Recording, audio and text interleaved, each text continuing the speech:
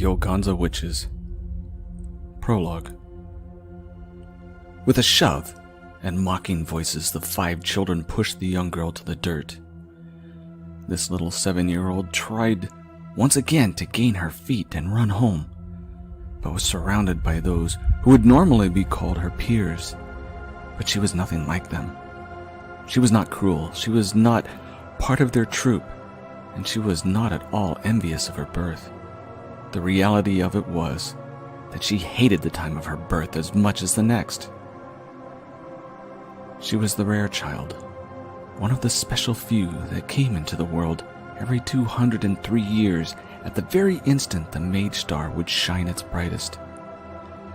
This made the world of imperfect humans fear her, want to use her, and some wanted to be her.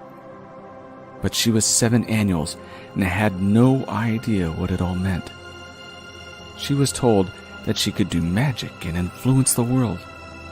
But as of that day, she could do no magic, no miracles, or brilliant acts of the supernatural. This made her a target of abuse and endless harassment by others. The village called her dross in common. Her parents were called liars and shysters, assuming that they had made up the story of when the little girl named Hannah was born. Because at the age of 7, she had done no wonders or spectacular acts of conjuring. They all, her whole village, assumed that the event surrounding Hannah's birth was all the creation of a fraud, and so she was teased, tossed, and hit on many occasions by the ignorant children who lived nearby. This day started out the same, with evil intentions fostered within the hearts of cruel children who wished to build some self-importance by being mean to their favorite target. But this day was to be different. With the 5th, or possibly the 6th time Hannah had found mud between her fingers and in her hair, a voice was heard that rang out with force. Each child looked to the sound of who it was that could interrupt their fun. Hannah, too, looked to find the reason for the abuse reprieve. They found him, a boy of 16, wearing a military uniform and a particularly long and sharp dagger about his waist. It was General Troder's son, standing with a stern face, his right hand on the hilt of his blade and walking swiftly to Hannah's side. "Off with you! Leave this maiden alone, or I shall beat each of you," was his call. To the 5 children, the voice was a disappointment and an incitement to instigate fear in each of them. But to Hannah, it was the voice of wonder. The Troder boy was 16, sturdy, and just above average in appearance. He had muscles and strength developing into the approaching form of a man, but was still a few years off. To Hannah, he was everything. He had rescued her once before as an act of chivalry and knighthood. The second time was more personal. Even at 7, this Troder boy saw an early sign of beauty. He knew it was only a matter of time. But he could wait patiently for the day that he could court this pale-skinned and flame-red-haired girl. Destiny opened up her floodgates to those soon-to-be friends, future lovers, and parents to generations of legends.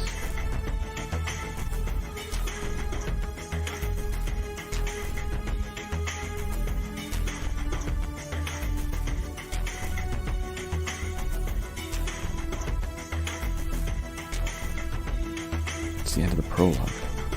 Be patient, the book will come. We're still a ways off.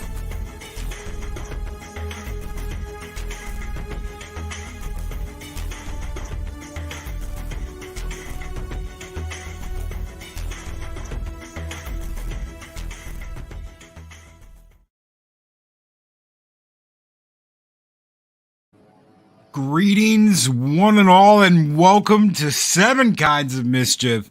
I'm your host, Stone Loki, and with me today, of course, is the master wordsmith, Adega Outlaw. How are you doing tonight, brother? Oh, flip. That still gets to me, and I know I wrote it. Sorry. And to answer your question, Lady Mist, I have an idea. There's only one way that I could hope to follow anything Adega does, and that is by reading from one of his own books, which you guys have been asking for. So Adega's got something wonderful for you guys tonight. I'm going to shut up. I'm going to let him get to it, and then I will do my very best to follow that up with the opening from Evolution. So the floor is yours, my friend. Oh, I had something in mind for tonight, and there is always that voice in the back of your head, and usually, you guys know I try not to indulge myself with the graces of Loki. A lot of people would take advantage of him. That's the last thing I would ever do. He's the one who asked me to come on the show. He's the one who asked to play my commercials. I haven't asked for hardly anything from him. He hasn't But asked for anything. for some reason tonight, it seemed like this was appropriate. What you saw, those of you who were here on time before, it was something I just recently took off of YouTube.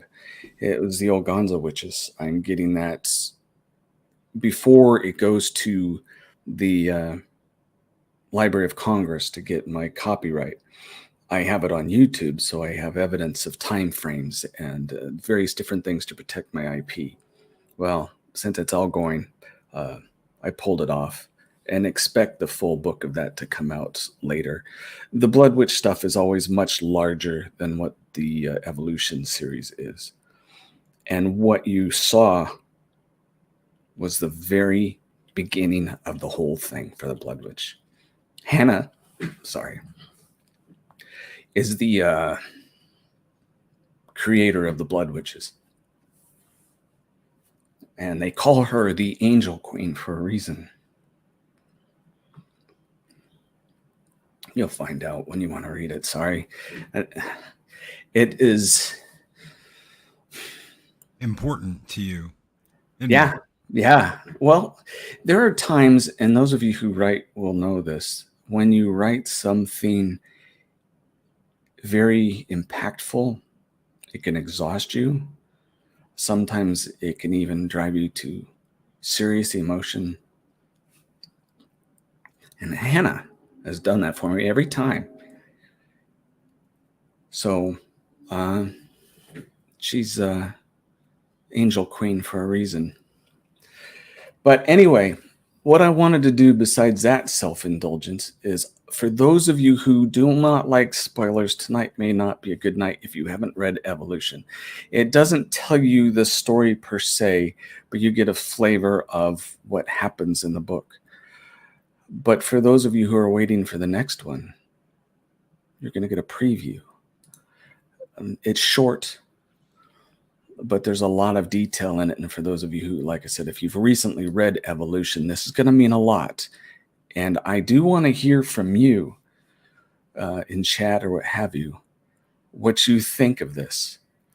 So it's just 4 chapters. And anytime I do in the Evolution series a prologue, it is a little bit of information of what has happened and preparing you for what's to come. So it's kind of like an appetizer of the book, and you remember what came before.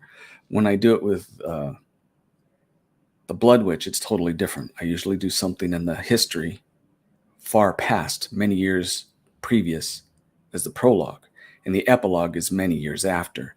The Organza Witch is a little different. I switched with the epilogue and the last chapter. They kind of switch places a little bit. But anyway, this is the prologue for the book 2, Revolution, which is bigger than Evolution. For those of you who are keen on novellas, this is bigger. So here we go. The year was 3027. 2 years after the human universe was made aware of 3 things. They were once masters of the known universe. They were forced backwards along their evolution and nearly wiped out. And the third thing they had learned was that they were about to lose everything once again. An old enemy of the humans had found that they were awake and growing. They would stop at nothing to end all of humanity. A man by the name of Edric Guy was made into a tool. First, he was used by a secret society that is almost destroyed to be a war machine. Second, he was used to expose the truth of humanity. He and his friends and associates are rarely seen, but he does turn up from time to time with important information and acquisitions. He and his associates may be the only ones to save all of the human race, but time is against them. The government has made several changes to its secret forces. My eyes are going. The government has made several changes to its security forces to meet these threats from within and without. It is slow going, too slow for many of the French colonies. There are many who have little faith in the Union and its ability to provide substance, the substance called telic. Telic turns humans to superhumans, but there is not enough for everyone. Those who feel left out won't sit still for long. Two people within the government who became the vanguards of justice are Stephen Price and Janice Graves. Stephen was given a sideways promotion from the head of the Corporate Investigations Bureau to the rank of Fleet Admiral, who now oversees the Third Fleet with 500 admirals and all their respective fleets under his command. Janice was promoted to the position of Master Controller over the newly formed Union Security Organization. Even though they both were given new responsibilities, titles, and obligations, they never stopped working together. Now more than ever, their strength and determination are critical to the survival of not just the Union, but humanity itself. And that is the prologue to Revolution. So what you think, honestly, Loki? I want more. God damn it. I want the book. As soon as I can get it for you. I want to read the book. I want to read the book. Oh, man. I want to read the book. Yeah. I need the book. Well, I need that book. It's as quickly as my artist can get things done, it will go out.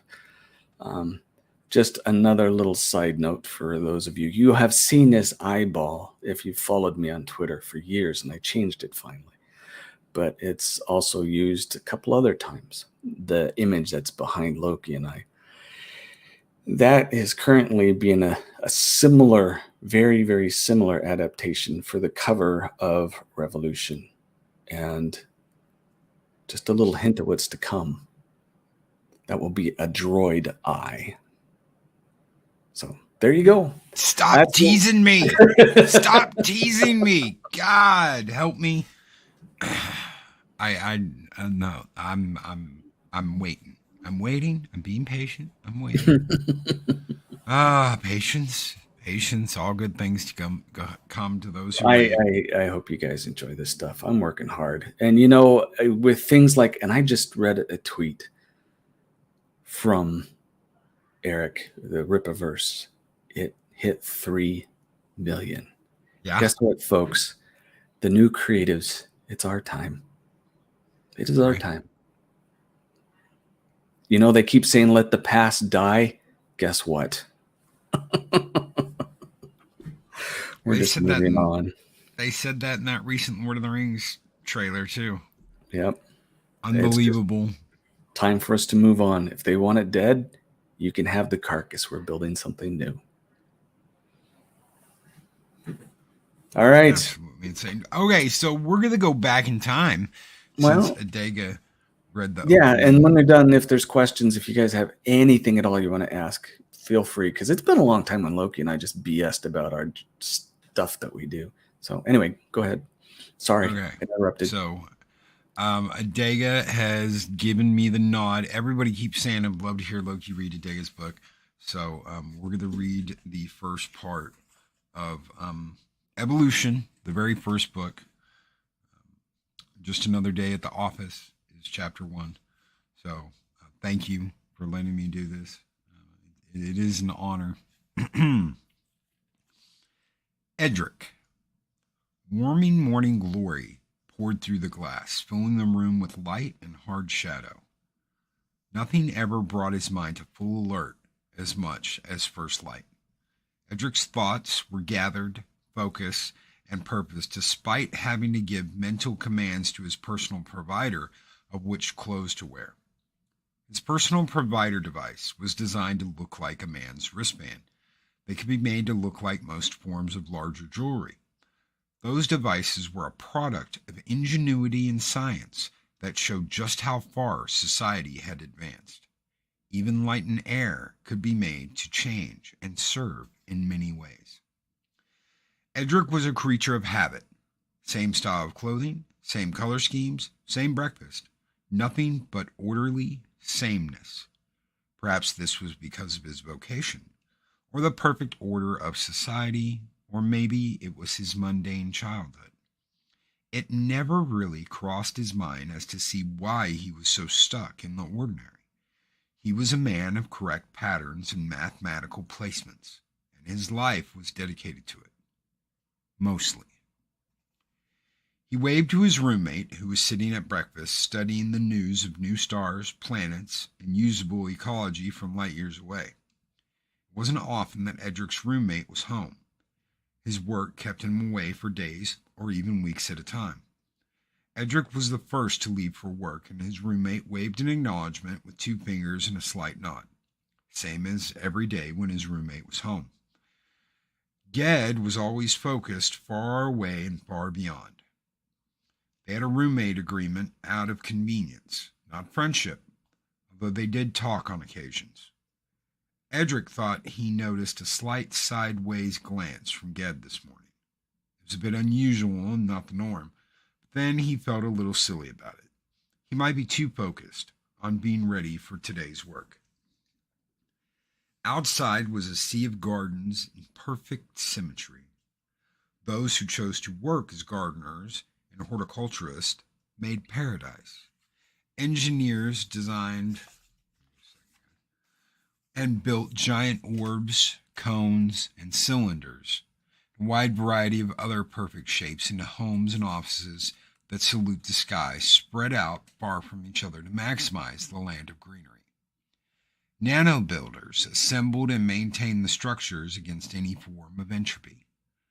Buildings of reflective color, walkways, mobile platforms, and environmental accents made the eyes sing. Society had recovered just over a millennia ago from chaos to bring about the most fulfilling and peaceful communities ever imagined. Everything had a place and everyone had a purpose. Sublime perfection, and Edric was convinced he lived in constructed paradise. 4 kilometers away, just 2 platform rides, was today's destination for Edric. A government building, used for information storage and networking, was having slowdown of data transfer. It was his job to find and correct the problem, if possible. He could just make out the 12-story building from his home, shining reflective green like a Japanese beetle. The vertically sliced sphere shape was very distinctive and a demonstration of modern design and ingenuity. 3 meters up aboard a platform moving at a frantic pace made the destination all the more easily distinguishable. The air was still, despite its speed, owing to the shielding and artificial gravity of the platform. Below were several small groups of 2 or 3 people working, playing, or just conversing on the grounds. Long ago, it was deemed a better use of land to minimize the above-ground footprint of development and maximize it for agriculture and beautification. The earth above became an endless ocean of gardens and parks. The earth below became a metropolis with holographic artificial environmental substitutes that made living deep within the earth easily palatable. The platform read his personal provider's itinerary and landed just a short distance from the data clearinghouse. All admittance was approved automatically, digitally, effortlessly. Once inside, he was greeted to white and blue simulated nano marble walls, columns, and floors. Each would change and adapt by micro-mechanics near instantly dependent on individual need. Edric needed access to the crystal memory matrix, so once he reached a few meters in, he was provided by walls that grow to form a small room, with a circular platform that raised to a meter's height, immediately in front of him. An optical interface grew the remaining distance to his eyes. He began. His brain had very fine neural pathways grown, using his own gray matter to make up organic instruments for his work. This was done shortly after years of training. He had decided at an early age, like nearly all children, what he would do with his life and how he would contribute to society. It was his way of reaching out to new and different things without having to leave the planet that he loved. His job was to look into a holographic representation of the crystalline lattice and organic components of computers. And once again, he gained access to this. He could see errors or malfunctioning representations that appeared as out-of-place shapes, colors, or patterns. On a quantum level, he could then repair any abnormalities and restore order in lost information. If, in the process of fixing the quantum errors, he saw other worlds or peoples, so much the better. There didn't appear to be any trouble. Usually there were quick investigation and repair jobs, but he had to search deeper this time. With a thought, he magnified what appeared to be a forest of white quartz growing from all directions and all types of shapes. Moving mentally around and deeper into the projection, he still was at a loss for a problem, let alone a solution. There was a very faint flash of light that left him instantly a bit unbalanced and with a mild headache. It was instinctive to grab for the pedestal in front of him to stabilize himself. But the feeling was very brief. Working like this on a quantum level left time as almost an illusion. It was very slow inside, but sharing the breath of a hummingbird outside. Finally, he found it, a small wave of blue, wisping like smoke on a very small pyramidal shape. With a thought of wiping away fog, the crystal was clean, and he removed himself from the hologram. As he started exiting the interface, there was a security program initiated. It was puzzling, and almost frightening. Had he done something wrong? With a quick self-evaluation and a verification from his personal provider, he knew that all was in order. But as he turned to exit, his provider sent a message to his brain via the organic interface that he had been violated in some way. How? Who? He picked up his pace on exiting and headed for a platform conveyor station. He kept checking his memory and stored data for anything that was out of place, but nothing. However, the platforms were not responding to his request. Something was seriously wrong. These were always active and always available. His provider chimed into his thoughts. There was a large data dump into his organic circulatory, but it was inaccessible and encrypted. He was in danger. Instantly, thoughts of having illegal data, government secrets, corporate secure data shoved into his head by mistake, but looking like a crime, brought on a slight panic. He focused on home. What made him react like a fugitive? He had done nothing wrong. So why was he so nervous? His provider started relaying information to his conscious mind, and it only served to increase those feelings. Not only was there a dump of data to his mind, but there was a deliberate alteration to his physiology as well. His endorphins, testosterone, adrenaline, and sympathetic nervous system were kicked into overdrive. He felt stronger and more excited than ever before.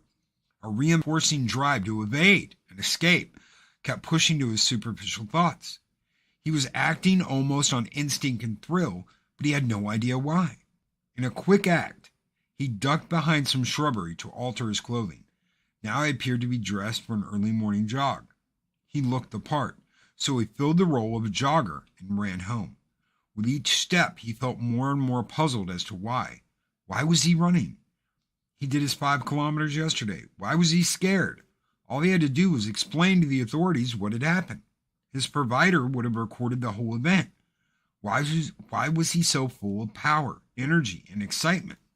And the biggest question of all, what could he have been hit with that would do all of this to him? It wasn't long before he found himself stepping into his home. The 5 kilometer jog felt like a fast walk and around the kitchen table. Along the way home, he found his hearing a bit more keen, for he heard the authorities arrive at the data center even though he was some distance away. Upon entering his home, he saw that Ged was still there. He was late, and it had been over an hour past time for Ged to clock in at the astrological building for work. Grabbing Edric by the left hand, Ged removed Edric's provider, fiddled with the underside interface, and collapsed the device within its own singularity power core. This will prevent you from being tracked for a while, Ged explained, as he revealed a new provider and placed it around Edric's neck. This will be just one less thing to identify you by. What are you talking about? Why destroy my provider? And forget that, you destroyed my provider. Edric was more enraged than he had ever been. His whole life's planning, journals, personal contact list, everything was gone. His preset food preferences, his favorite clothing, even his girlfriend's birthday reminder was gone. Edric, I am trying to save your life. I cannot explain any details, but you will find what you need in the files that this new provider contains. You have to go, now. Ged stressed with an urgency only seen when someone's life is truly on the line. Edric's anger was a bit abated and replaced with puzzlement. What are you talking about? What is going on? How did you come by this? Does it have anything to do with my last job? He spit out the words so fast that he almost spoke 3 words at once. It has everything to do with your job, Ged explained, as he held his provider close to the new one around Edric's neck and programmed the new provider with all new settings from data in Ged's own device. As he had the provider change Edric's clothing to that more suited for Starliner work and changes his hairstyle and color, he quickly added, you were downloaded with extremely important data and physical tools to help you escape with. You were doing a good thing, perhaps the best for humans since the invention of singularity zero-point energy. With that, he shoved Edric to the door and finished, don't look back. Don't settle for the easy answers and keep your mind open. You were in for one amazing ride. The door shut with Edric feeling like he was just thrown off a cliff without wings. And perhaps he was. But he needed to get moving from his home. Just as he thought this, the new provider relayed to his mind the quickest route to the stellar port and listed everything he would need. His old provider couldn't do that without command. That's because your new provider has an AI, me. And before you debate the point, yes, I know that I am illegal. I know about the AI Concord after the Intel Wars and that all simulated AI life was banned. But you need me right now. I need to get rid of you ASAP. I can be exiled for this, replied Edric as his anger was growing again. How is anyone going to find out? I'm well hidden, and if you don't say anything, we'll be just fine. Oh, turn left to the Peach Garden and take the tube to sub-level 11, explained the AI with an attitude of frank arrogance. Shocked at having what a conversation with a personal provider and one with an attitude, Edric asked, well, if I'm going to have you around for a time, what should I call you? The reply came. Directive Telemeas, or DT for short. And yes, the name means something, but you don't need to know. Not yet, anyway. Don't think we're going to get along while you keep that smug arrogance attitude about you. Fix it, or I'll introduce you to my mother as her new daughter-in-law. She has a way of humbling people. You would be no exception, Edric stated, showing that he could hold his own against an artificial. Fine, came DT's reply with a whine. Entering the underground was like walking into a giant snow globe. A barrier of energy maintained temperature and kept out most unwanted organic matter. Wide glass-like steps welcomed feet with a sturdy grip of artificial gravity and honest grand decor. The ceilings were high and the air remarkably fresh and pleasant. Distant walls gave the impression of being in the ocean, sky, or forest, depending on your location. A very slight breeze was always present, picking up the scent of fountain water, forest and glasses as it floated amidst the different environmental settings. Each level had a different theme, different purpose, and density of population.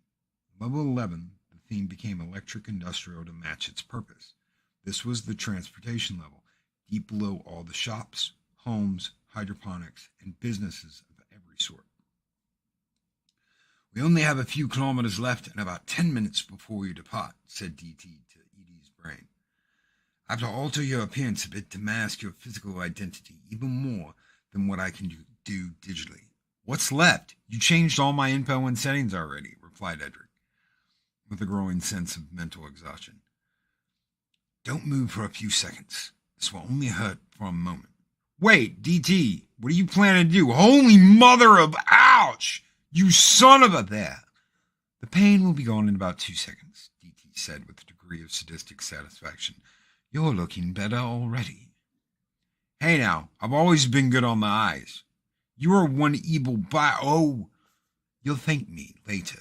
I love the new look, DT chimed in before he could finish his last word. Too bad, it will only last a day.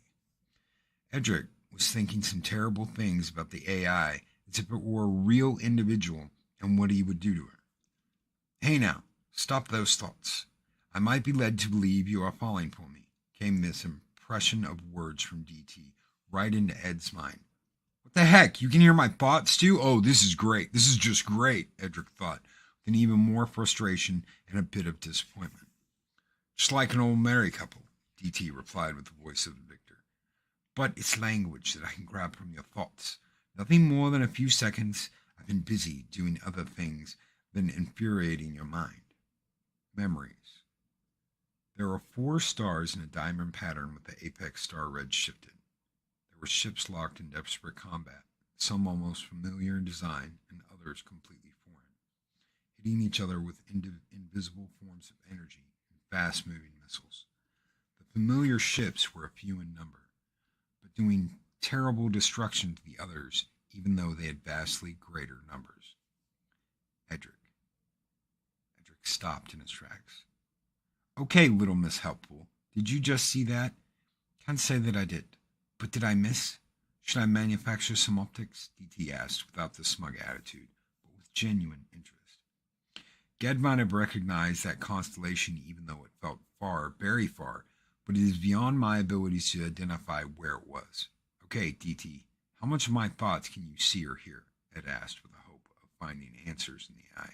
Well, I can access your optic, olfactory, and auditory pathways without too much trouble, but anything more than that would not be easy. We would need to do some mental exercises together in hopes that I could learn your mental processes. It was all that DT could guess at. Why do you ask? Did you get access to the data stored in your brain? Maybe. I will focus on the memory, and I can't believe I'm doing this. You try to access the information, he thought while hoping for fool's luck. I'm looking at a ship, some sort of fighter. Reminds me a little of the system racers, but smaller. Edric stayed with significant concentration on the image. It is smaller than a racer, has a type of engine exhaust, which is surprising since we haven't had engines like that for centuries, and uses both energy and missile weapons. The energy weapons seem to mold out from the top and bottom of the ship, while missiles seem to grow from budding on the nose. What type of racer do they look like? The ones that are triangular in shape? The ones that look like starfruit, or the ones that resemble the old flying diamonds? DT was quite focused on and polite, very refreshing. Oh, Rick, please take the tube to the coast. We will need to get off world ASAP. He exited the tube with a casual walk. The mouth of the transports was quite wide and tall to not only accommodate people, but a wide variety of cargo. Even though it had the feel of industrial machinery and construction yards, Level 11 was clean, well lit, heavily populated with a buzz like a beehive. White and gray was the color scheme, although even the gray seemed self-illuminated. Ports, shuttles, speeders, and platforms never seemed to rest. It was almost perfect to get lost in. And then, as if hushed by a symphony's conductor, everyone paused for an emergency update. This was almost panic-inducing, for these things rarely ever happen. The news of the day had nothing of fear, no tragedy or catastrophe. Everything was kept in order. But with the fugitive update, people seemed almost on the verge of tears or panic.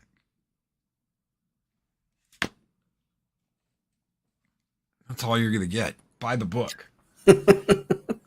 Buy the book. You went a little quiet there, but hopefully everyone heard it. I have my sound turned down. But. It's from having my head down. I'm like leaned back in my chair and my head's down, so I'm not like facing the microphone, talking in the microphone. That's probably why. I probably should have lowered my mic a little bit. Well, I don't know where you picked this up because I don't think I've ever told you this, but I always picture you played Star Wars Old Republic online. Oh yeah. You remember the assassin droid, Scion or whatever her name was? Yes. I always pictured DT having that similar type voice. So you did good. You did good. All right. Thank you for indulging me. Thank you. Seriously, thank you for letting me do that. Thank you for bringing this here to us today. Adega provided the video. That video's unlisted on his channel now, so nobody can just click it and watch it. No, it's private. The only reason why you got it is because you have access to my YouTube. But if there are no questions, I appreciate again your indulgence. But if you had something to ask or comments, I would appreciate that too. People always like feedback on their work. It's a race. I can't describe it any better than the first time I described it to you. It's like that little review I gave you. It's like sitting. You get into a amusement park ride, and you launch, and it doesn't stop until the book's over. It's the most boring part, isn't it? It's a race from start to finish. And I love that because it pulls you in and you want to read more and you want to read more. And Lady Mist is upset. Finish the chapter.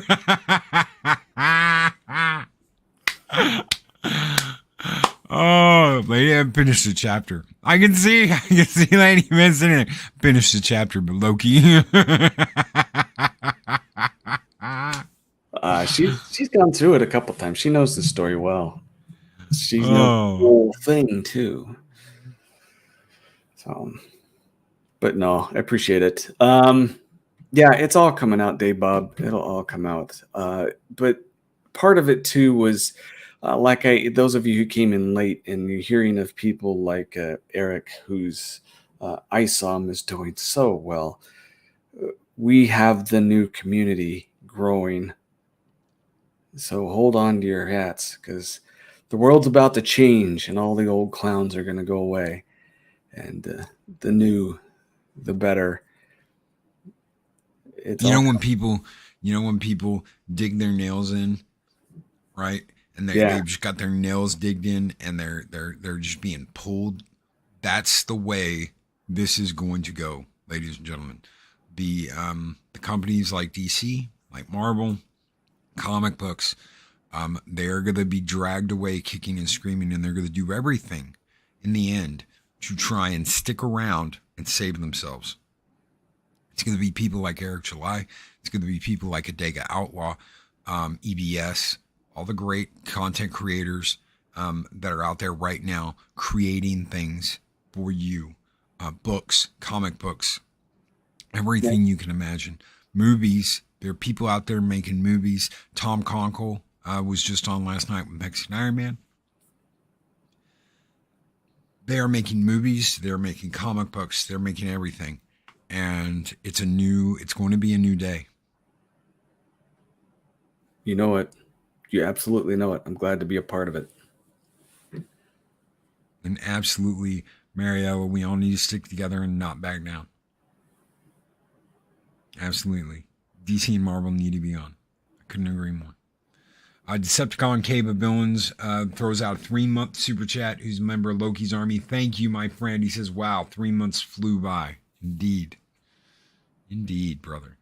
Indeed. We're going to be giving away, at the end of this month, we're going to be giving away 2 of Adega's books. We're going to be giving away Blood Witch, a copy of the Blood Witch, and we're going to be giving away a signed copy of the Blood Witch. So, any member on the channel that is at the $5 level or lower will get a copy. We're going to give away a copy. Anybody at Loki's Army or above, we're going to give away a signed copy. So keep a chance keep to your eyes win open. one. He's not going to give them out, are you? You're not giving everybody one. No. Okay, it just sounded that way. I'm just clarifying. I don't want people to be upset when they don't. We're gonna spin the wheel and see who wins. So we're gonna be giving away one book. Those are gonna be the giveaways. Usually those giveaways are just for the top tier, but we're gonna do something a little different. We're gonna add Loki's members top tier, which is the Frost Giants. Those are gonna get a chance at a signed copy, and everybody below that is going to get a chance for a regular copy that I can just send to your home. Whoever wins the signed copy, it's going to take a little bit because I got to send it to Adega, then Adega has to send it to me, and then I have to send it to you. So it's going to take a little bit, but we're going to get them to you. A drawing, yes, Dave Bob. We're going to spin the wheel and see who wins. So, and I think we're out of here. All right. Are we out of here? I'm just reading what Chris said. Oh, he's quoting. I don't sing. A new fantastic point of view. No one to tell us no, or where to go, or say we're only dreaming. Yes. Anyway, I didn't just do that. We're out of here. See you later. Good night, everybody. Thanks for indulging. Good night, everybody. I wasn't even ready to do that. Damn it, Chris. You got me thinking about that song. Karaoke night one night. I don't know. We might. I don't know. Who knows? Thank you, everybody, for being here. Thank you so very much for being a part of this. Jester of Sin, who's been a Loki's Army member for 23 months, says thanks for all the great content. Keep on creating, and I'll keep watching. Thank you, Jester of Sin. Thank you very much, brother. Guys, take care. Be excellent to each other. Always speak friend to enter. And Dag and I will be back in a week for another 7 Kinds of Mischief. Later, everybody. See ya. These videos are tremendous. Like, comment, and subscribe, and hammer that notification bell.